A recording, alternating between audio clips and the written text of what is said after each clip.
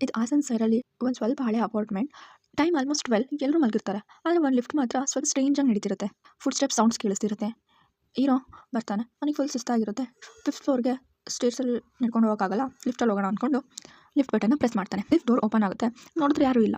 ಆದರೆ ಒಳಗಡೆ ಸ್ವಲ್ಪ ತಣ್ಣಗಿರುತ್ತೆ. ಹೀರೋ ಒಳಗಡೆ ಎಂಟ್ರಿ ಆಗ್ತಾನೆ. ಲಿಫ್ಟು 3rd ಫ್ಲೋರಲ್ಲಿ ಸ್ಟಾಪ್ ಆಗುತ್ತೆ. ಹೀರೋ ಕೇಳ್ತಾನೆ, ಯಾರು ಗುರು, ಯಾರಿದ್ದೀರಾ?